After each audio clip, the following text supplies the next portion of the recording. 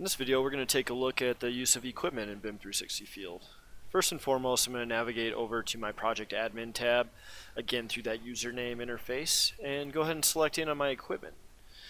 Here under equipment, I'm going to be able to see all the different models that are associated with this project. In this case, it's the same model clearly, but nonetheless, I can also drill in and see the types of equipment that I have available to me, the status that I can specify of where that specific equipment is in its installation process or commissioning process, and also look at some associated properties. Back in the project homepage, I can actually drill into the equipment further and see what pieces of equipment have already been set up in my project. Here, for the sake of example, we're going to stay on the ERV unit from some of the other videos we've created, and we're just going to go ahead and take a look at the edit here.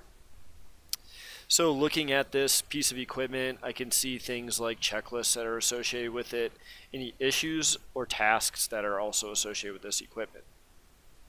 For the sake of example, we've previously set up a checklist in one of the other videos, so let's go ahead and link that checklist to this specific equipment. To do that, I simply select in on Link Checklist, and I'll view the full list. I'll navigate under the type, and I'll drill into the commissioning checklists, and here I can see this ERV pre-installation that we've previously created. I'm going to hit Save and Close, and then add that checklist. Here we can see that it's creating it, adding it to this specific equipment.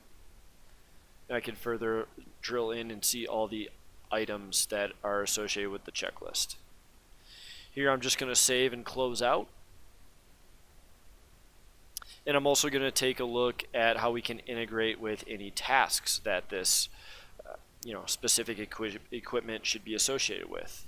And tasks are just basically specific work items that the crews in the field need to actually carry out. So here we're going to go ahead and drill into Add New Task.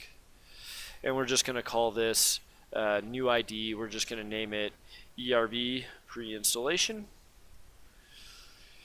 And the task category, we're going to go ahead and specify this as a installation inspection, or actually pre-installation inspection, and also an inspection of work. Under the description, we're going to just say meet with super to verify ERV is ready to install. Here we can further drill into the responsible party. We're going to keep it with the mechanical subcontractor and also assign out the date. And here I'm actually going to drill in for later on this afternoon. We'll say for 2:00 p.m. We're going to hit OK under the time. Under locations, I can specify where this is actually going, and I'm going to go ahead and verify the mechanical roof. Under detail, I'm just going to leave this blank, and I'm going to go ahead and assign this out to that mechanical contractor. I'm going to go ahead and save the changes. And now this specific ERV installation task is now associated with that piece of equipment. If I drill into the task tabs further, I can actually view the list of this, all the tasks associated with my project, if you will. And here we can see that this ERV pre-installation that we just set up is now available to us here.